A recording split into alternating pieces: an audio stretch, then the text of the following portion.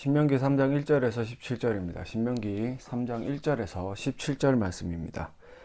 우리가 돌이켜 바산으로 올라가매 바산왕 옥이 그의 모든 백성을 거느리고 나와서 우리를 대적하여 에드레이에서 싸우고자 하는지라. 여호와께서 내게 이르시되 그를 두려워하지 말라. 내가 그와 그의 모든 백성과 그의 땅을 내 손에 넘겼으니 내가 헤스본에 거주하던 아모리 족속의 왕 시온에게 행한 것 같이 그에게 행할 것이니라 하시고, 우리 하나님 여호와께서 바산왕 옥과 그의 모든 백성을 우리 손에 넘기심에 우리가 그들을 쳐서 한 사람도 남기지 아니하였느니라. 그때 우리가 그들에게서 빼앗지 아니한 성읍이 하나도 없이 다 빼앗았는데 그 성읍이 60이니 곧 아르곱 온 지방이요 바산에 있는 옥의 나라이니라.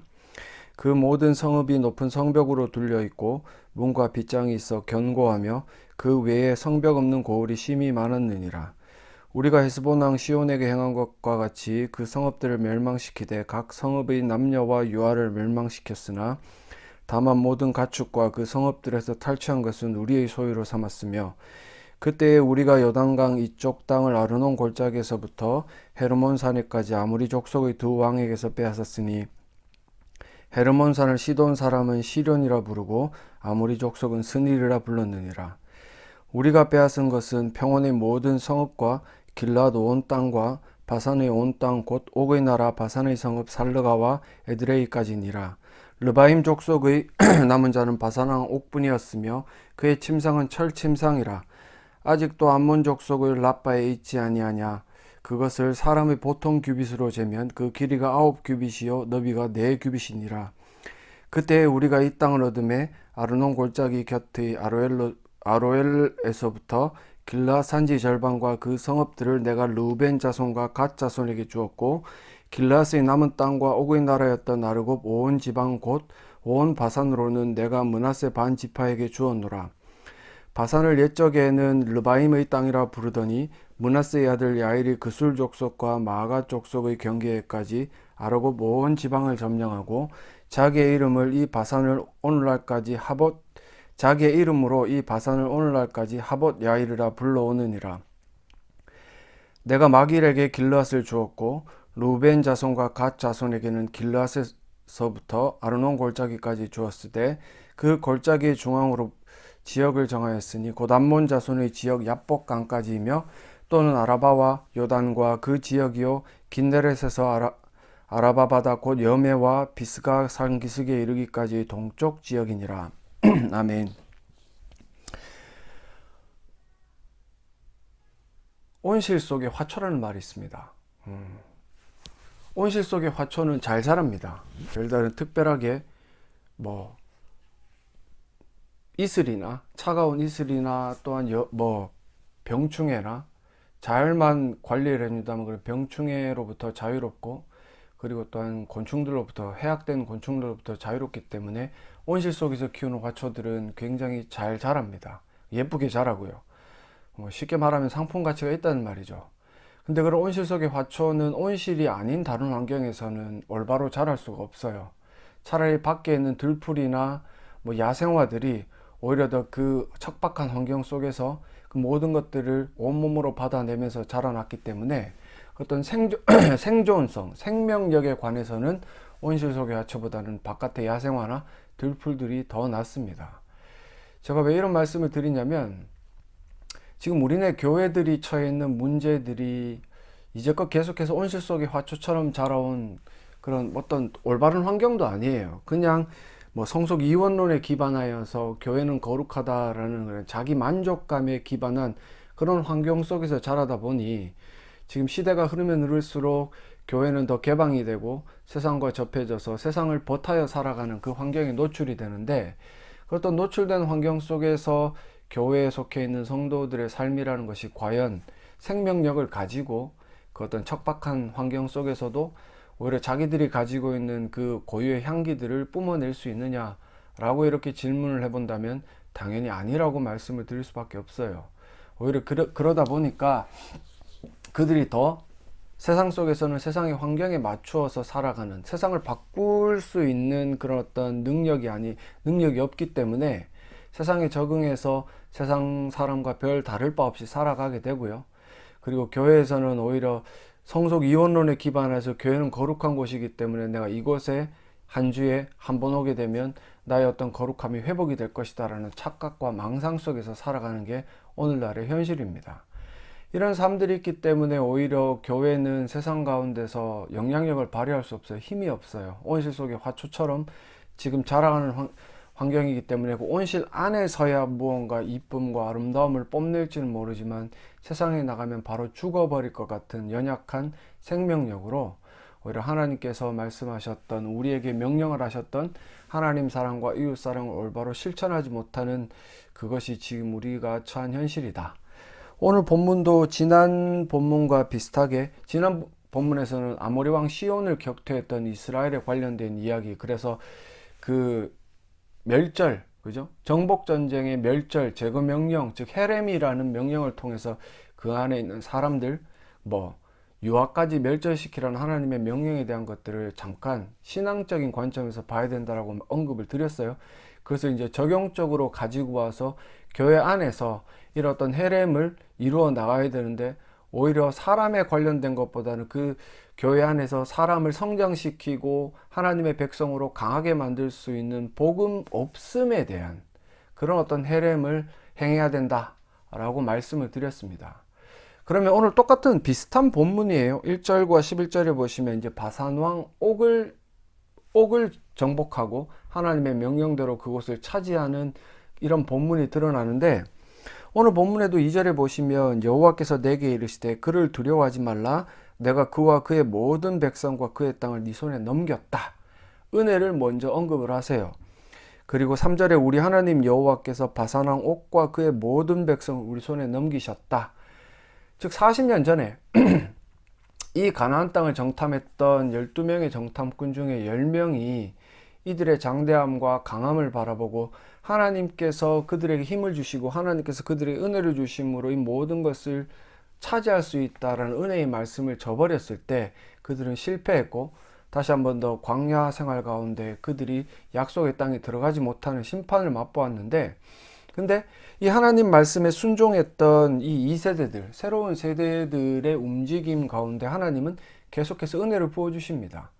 그들이 강함으로 이 땅을 점령하는 게 아니라 하나님께서 그들의 손에 넘기셨다라는 은혜가 있었기 때문에 이 모든 것들을 정복을 하는데, 근데 11절에 보시면 르바임 족속의 남은 자는 바산왕 옥인데 이 사람이 어떤 사람이냐?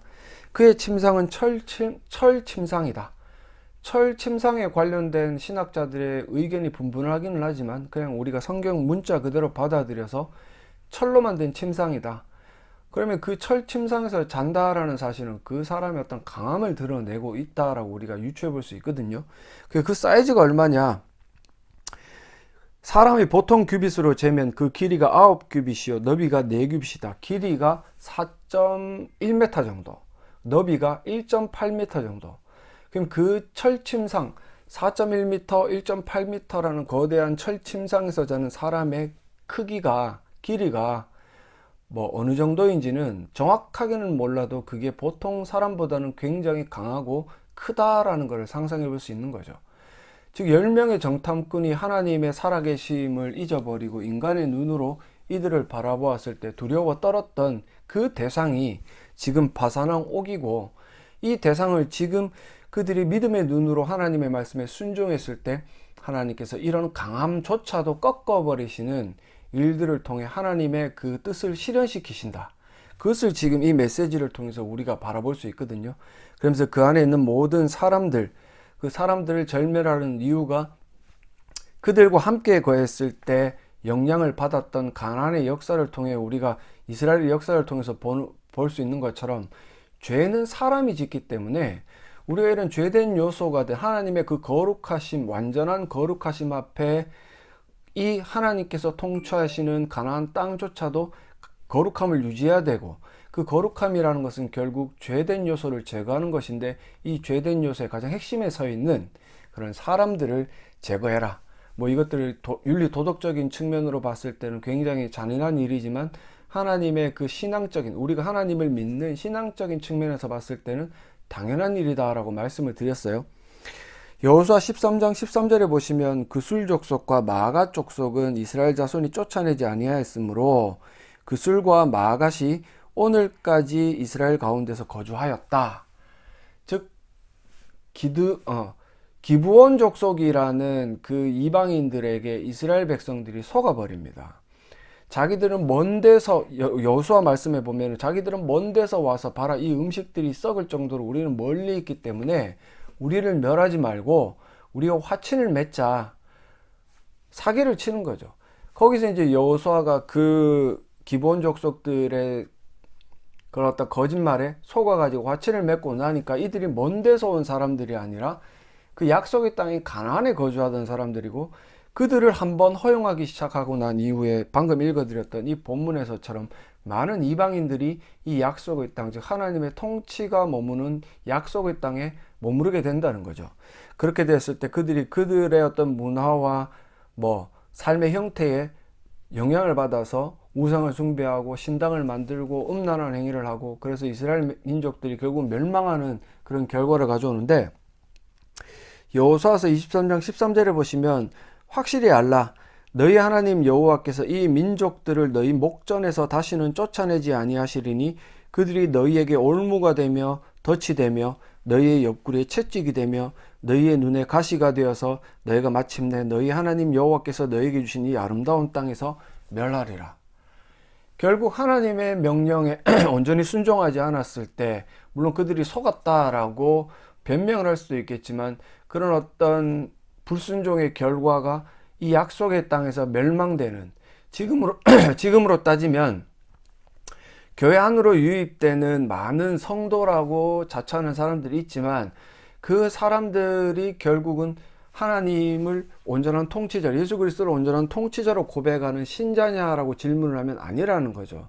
왜 그러냐면 그 사람들이 가지고 있는 그 한국 사람이라는 습성 안에 가지고 있던 문화적인 요소가 그대로 지금 답습이 되고, 교회 안에서 점 보는 사람, 기복주의적인 신앙을 가지고 하나님을 조종하려는 사람, 이런 많은 악한 요소들이 지금 교회 내에 잔재해 있거든요.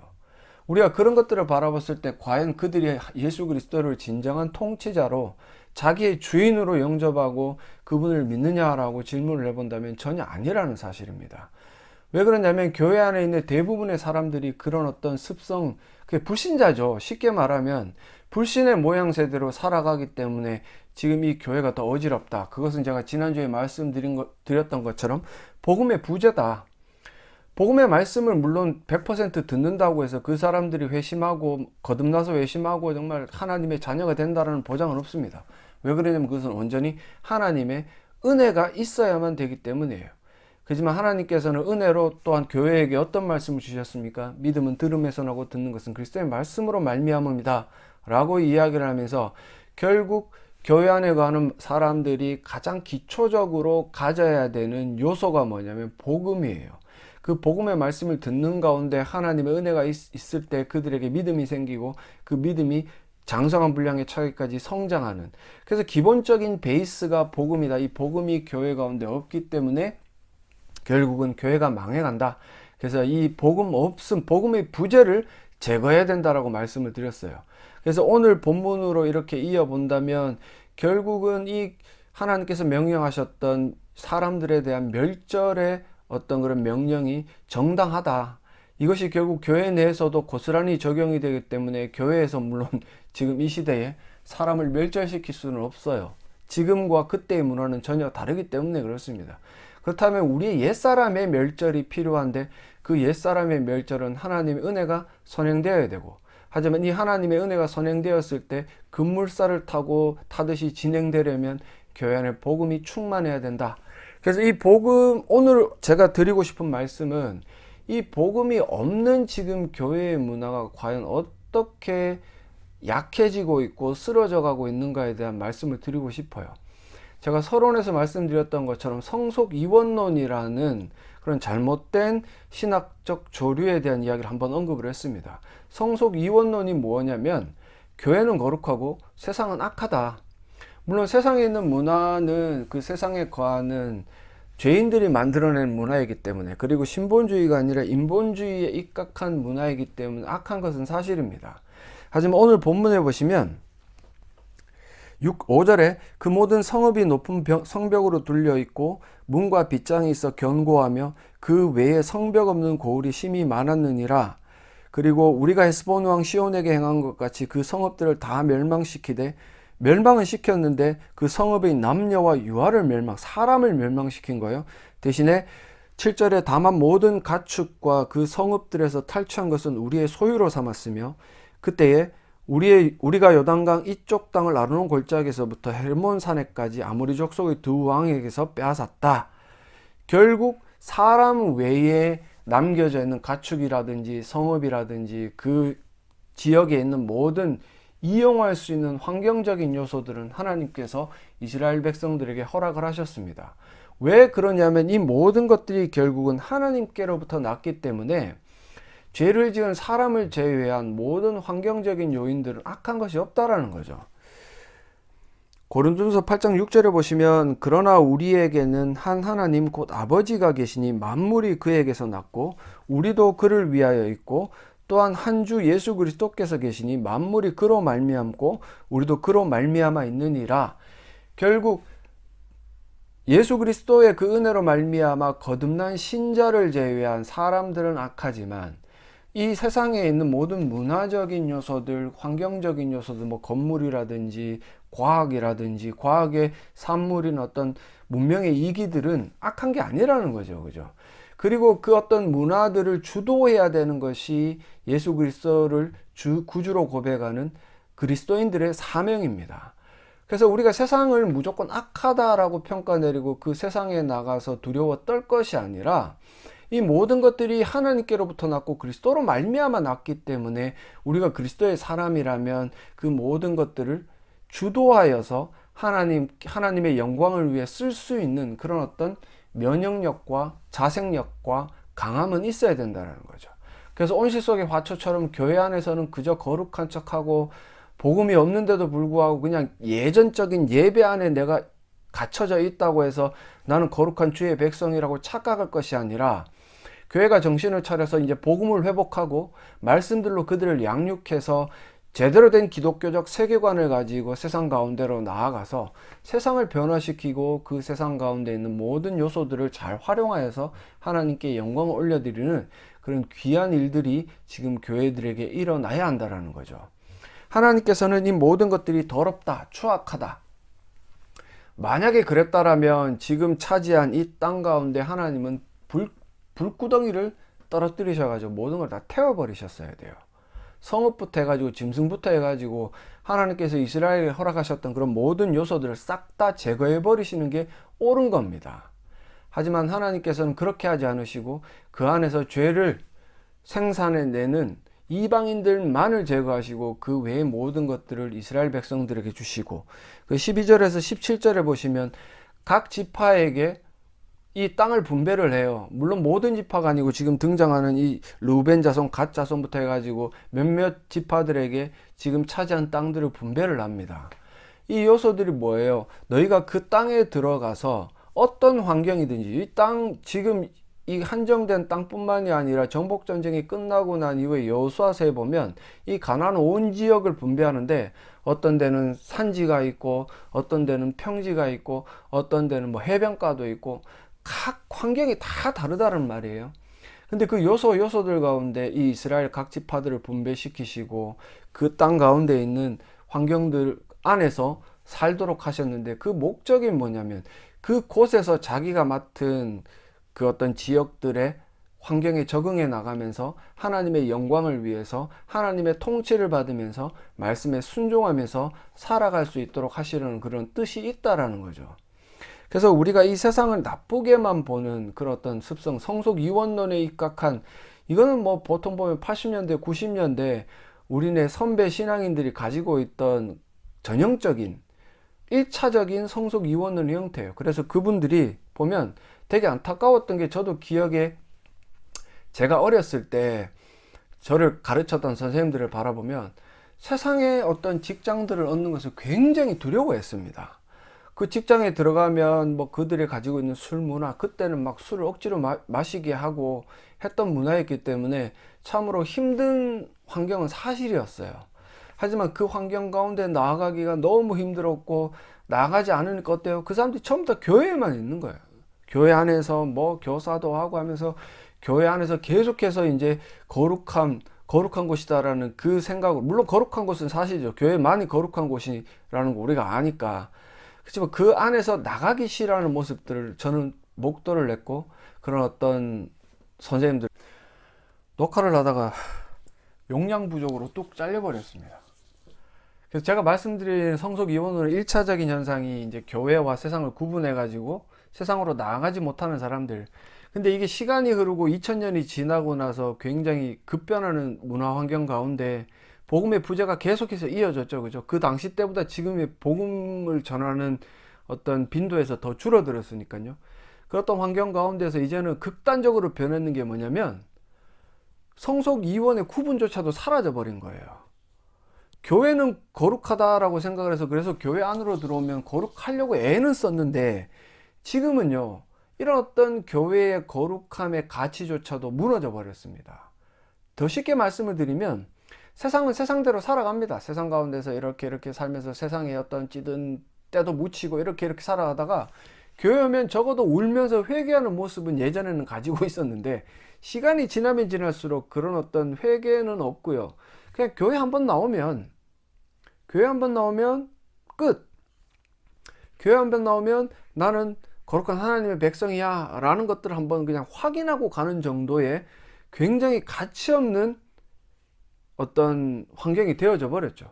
그래서 이 성속 이원론이 처음에는 그래도 구분을 지어서 교회 안에서 거룩하게 살려고 발버둥 치고 세상은 조금 미워하고 막 이랬는데, 근데 지나면 지날수록 어떻게 됐냐면은 이 구분조차도 희미해져서 성도라는 개념이 아예 사라져 버린 겁니다.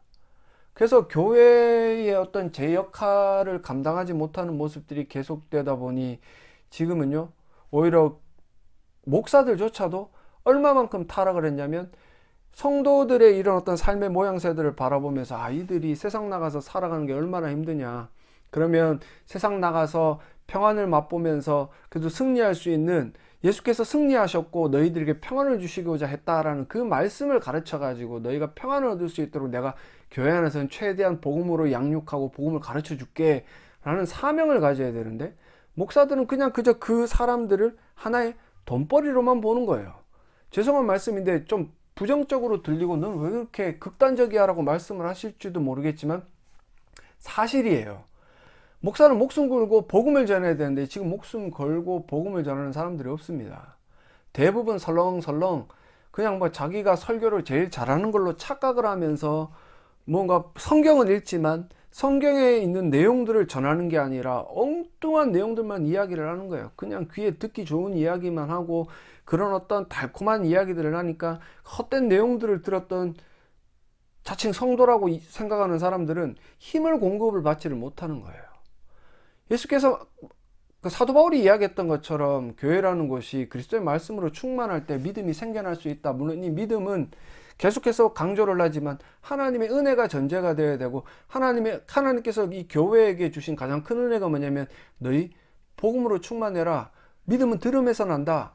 근데 물론 내가 은혜를 줘야 되지만 이것이 있을 때, 복음이 충만할 때 은혜로 믿음을 가지면 막 급물살을 타듯이 그 신앙이 성장하고 그리스도의 장성한 분량에 차기까지 이르러서 무언가 세상을 변화시킬 수 있는 존재가 된다라는 그런 어떤 깊은 은혜를 주셨는데, 목사들은 그 말씀을 가장 먼저 배반해 버렸고, 이 목사라는 고귀한 직분을 직업으로 생각해 버렸고, 그래서 그냥 나는 뭐 사례 받고 잘 먹고 잘 살고 지금 밖에 나가면 힘드니까 사례 받고 살래, 이게 다예요. 어차피 복음이라는 말씀이 사람들에게 주어졌을 때 그 복음을 받드는 사람들의 반응은 처음에는 가장 다 똑같아요. 반발심이에요. 왜 복음의 말씀을 저렇게 전해? 왜 나를 이렇게 치는 거야? 친다라고 이야기를 하죠. 그리고 자기 안에 있는 죄성에 관해서 모든 것들을 건드는 작업을 하니까 싫은 거예요. 안 걸릴 만한 사람이 어디 있습니까? 근데 그 싫음을 이겨내는 사람들, 즉 하나님의 은혜가 있어서 그 말씀을 하나님의 말씀으로 받아들이는 사람은 변화가 일어나죠. 바뀌어요. 그래서 말씀을 계속해서 공급받음으로 말미암아 어떤 곳을 가더라도 승리할 수 있는 그런 강함을 가지고 성장을 하게 되는데, 이 복음이 없으니까 어때요? 아예 이제 누군가 자꾸 반발하니까 복음을 전하기가 두렵죠. 왜? 복음을 전하다 보면 쫓겨나기도 하고요. 쫓겨나면 목사가 뭐 할 줄 아는 게 있습니까? 그러니까 목구멍이 포도청이라고, 나는 먹고 살아야 돼. 그냥 계속해서 복음을 전하는 것들을 꺾어버리고 이 복음과 비슷해 보이는 비복음들을 전하는 게 지금 우리네 교회 현실입니다. 그러니까 그런 어떤 비복음 가운데 적응되었던 성도라고 자처하는 사람들이 교회 안에 있고 직분을 가지고 있지만 세상 가운데 나아가면 다 실패하는 거예요. 실패한다는 얘기는 그 복음을 가지고, 복음의 힘을 가지고 세상 가운데 나가서 세상을 변화시키고 세상 사람들과는 구별된 삶을 살아가야 되는데 그 삶을 못 사는 거예요. 가령 예를 들면 교사들 가운데도 그리스도인 교사들이 있어요. 근데 그 사람들이 학교에 가서 아이들을 바라볼 때 정말 그 아이들이 어떤 가정교육의 부재, 그리고 어떤 윤리 도덕의 어떤 결핍으로 말미암아 점점 더 이상해지는 것을 애타하고 그 아이들을 사랑으로 가르치고 정말 윤리 도덕적으로 그 아이들에게 먼저 접근해서 이건 잘못된 거야 라고 단호하게 말할 수 있어야 되는데, 그럼 아이들에게 보복을 당하거나 아이들이 자기를 싫어한단 말이에요. 그게 어떻게 합니까? 그냥 선을 그어버리죠. 난 여기 직장, 나는 그냥 교과만 가르칠래. 끝. 그러니까 학교가 변하지 않는 거예요. 학교는 점점 더 타락 일변도로 흘러져 가는 거예요.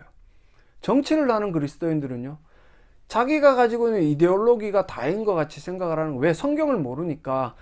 정치가는 성경에 빗댄 이데올로기를 가지고 정치를 해나가야 되는데, 이데올로기라는 말도 필요 없죠.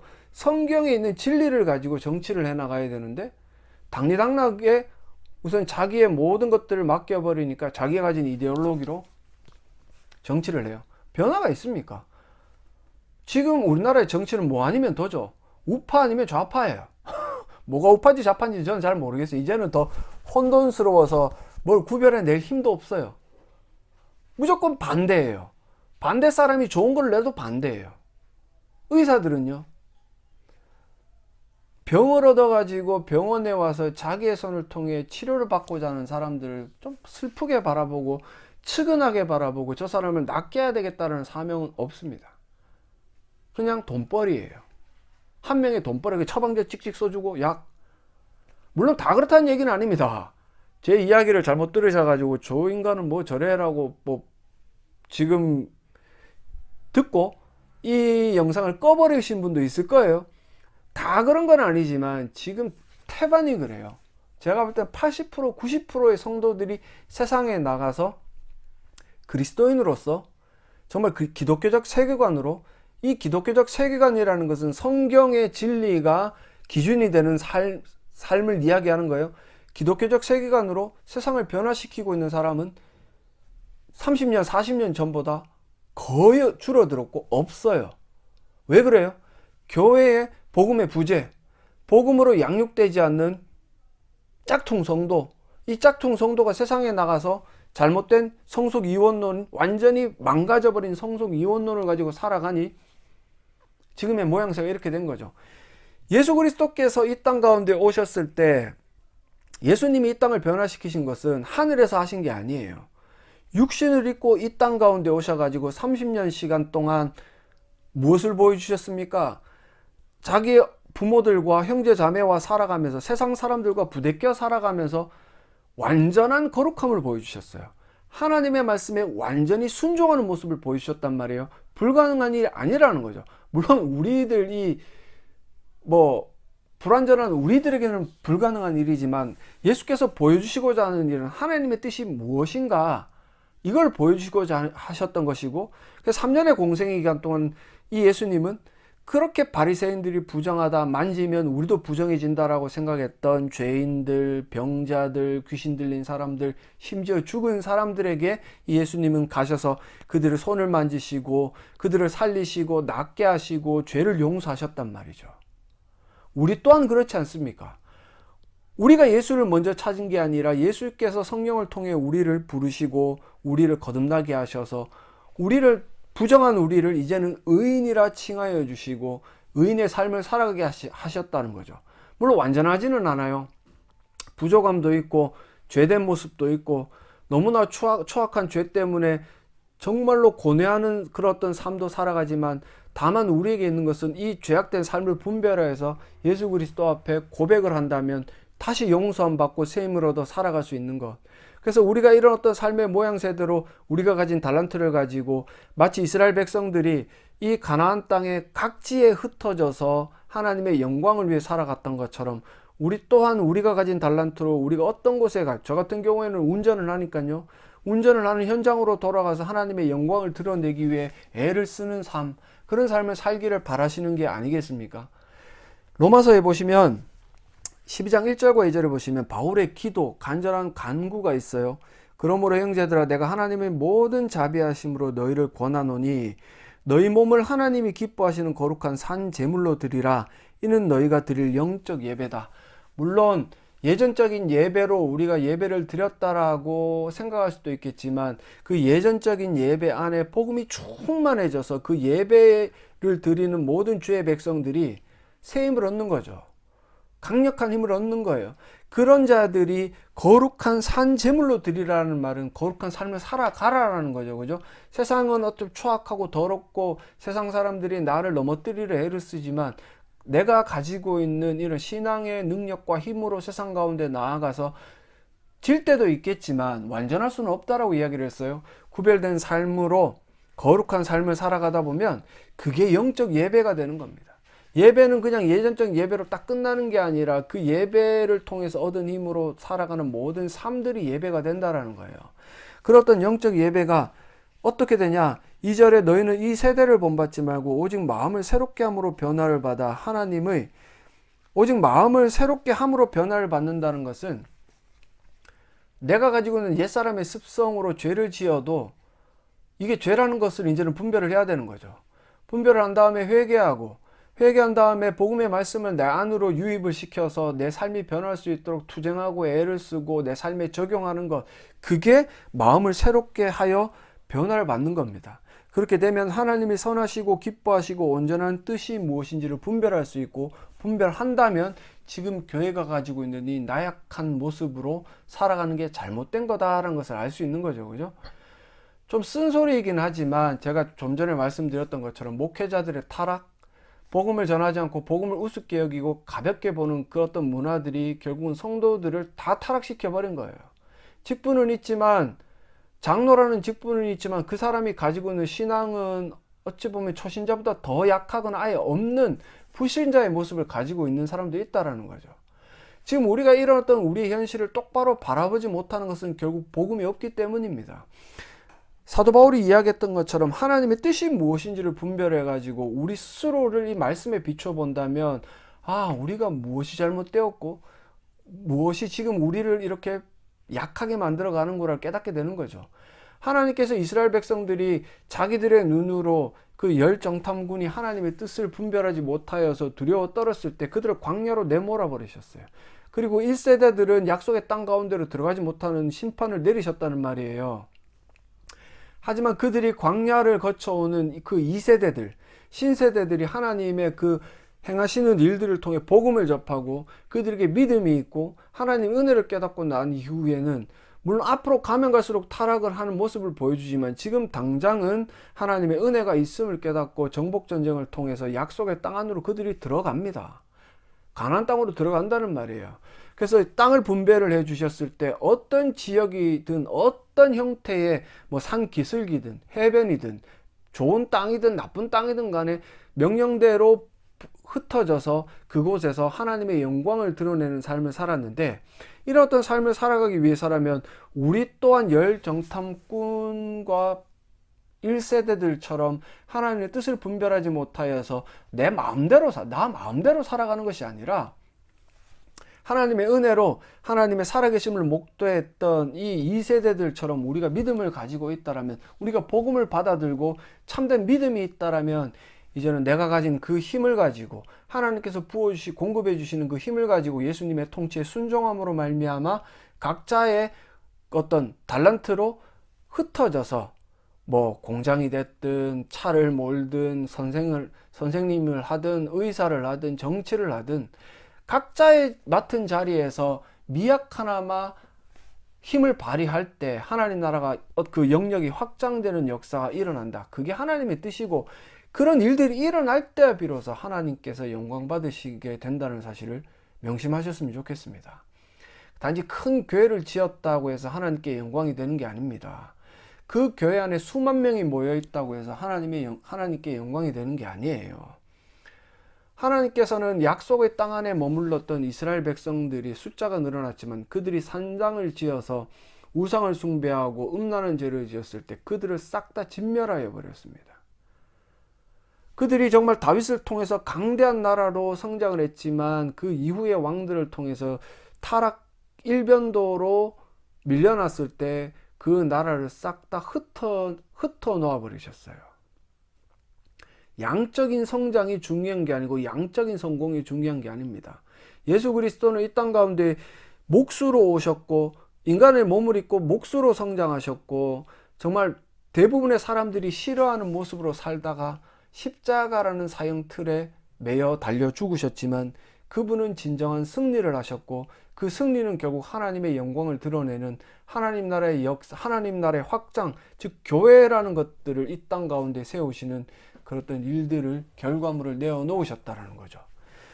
요한복음 16장 33절에 보시면 이것을 너희에게 이르는 것은 너희로 내 안에서 평안을 누리게 하려 함이라. 세상에서는 너희가 환난을 당하나 담대하라. 내가 세상을 이기었다. 누구도 할 수 없었던 제가 말씀드렸던 것처럼 세상과 부대껴 사셨지만 완전한 순종으로 완전한 거룩함을 이루셨고 우리의 모든 죄악들을 짊어지시고 십자가에 승리하셨던 그 예수님의 승리가 우리에게 있다는 것을 안다면 우리가 정말 온실 속의 화초처럼 약해져 가지고 이분법적으로 아예 그 이분법이 타락을 해버려 가지고 아유 난 이렇게 살다가 죽을래 교회만 나가면 돼 라는 착각 속에 살아가는 것이 아니라 또 목사들이 복음을 전하니까 성도들이 싫어하네 내가 쫓겨날 수도 있겠네 쫓겨나면 뭘 먹고 살지 이런 것들을 걱정하는 것이 아니라 그런 어떤 복음의 말씀을 선포하더라도 진정한 주의 종이면 하나님께서 그를 지키시는 은혜가 있음을 깨달아 가지고 복음을 선포하는 그런 일들이 지금 일어나야 됩니다. 그래서 교회가 강대해지고 교회가 정말 강해지고 그 안에서 성장한 성도들이 온실 속의 화초처럼 나가면서 픽 쓰러져 죽는 것이 아니라 강한 힘으로 생명력으로 세상 가운데 흩어져서 그 달란트대로 충실하게 부지런하게 누구보다 열심히 살아가고 어떤 통치자이신 예수 그리스도의 통치에 순종함으로 구별됨을 보여주어서 하나님 나라가 확장이 되면 그 가운데 거하던 죄인들이 다시 교회 안으로 유입이 되고 교회 안으로 유입이 되어서 그 교회 안에서 충만한 복음으로 양육이 되어져 다시 세상 가운데로 나아가지는 그게 하나님의 뜻이고 하나님께서 우리를 교회 가운데 넣어 놓으시고 목회자로 성도로 부르신 목적이라는 사실을 명심하셨으면 좋겠습니다. 그렇게 될 때야 비로소 교회는 다시 한 번 더 일어나게 될 거예요. 이 선한 순환이 있죠, 그죠? 복음의 충만함, 그 복음의 충만함으로 양육된 강건한 성도, 광야로 나아가서 그 땅 가운데 생명력으로 하나님 나라를 확장시키고 죽어가는 죄인들이 그들을 통해 교회 안으로 유입이 되고 또 교회가 그들을 양육해서 또 내보내는 이 일들을 일어나야 교회가 다시 한 번 더 하나님의 영광을 드러내는 약속의 땅인 하나님 나라를 확장시킬 수 있다. 이 일들을 여러분들이 감당하기 위해서 우리를 먼저 똑바로 바라보고 정말 우리 안에 먼저 우리 내면으로 먼저 정복전쟁을 실현을 해야 됩니다. 제거할 것들은 싹 다 제거해. 목사가 용기가 없어서 복음을 전하지 못한다면 그 복음을 전하지 못하게 만드는 자기의 나약함들을 회개를 통해서 제거해버리고 복음을 전할 수 있는 그런 어떤 모습으로 성도들이 이 말씀대로 살아가지 못하게 만드는 자기의 나약함들을 제거해버림으로 그 나약함이 제거되어서 이제는 순종할 수 있는 거룩함으로 나아갈 때야 비로소 지금 이 대한민국에 있는 모든 교회들과 그 가운데 거하는 모든 성도들을 통해 하나님의 영광이 드러나는 하나님 나라가 확장될 줄 믿습니다. 그래서 이를 위해 교회 안에 복음이 충만할 수 있도록 분별하시고 복음을 충만하게 해달라고 요구하시고, 목사들은 정신 차리고 공부해서 복음을 선포할 수 있도록 애를 쓰셔서 이런 모든 것들이 유기적으로 잘 이루어지셔서 다시 한번 더 제2의 부흥기를 꿈꾸시는 저와 여러분들이 되어주시기를 간절히 소망합니다.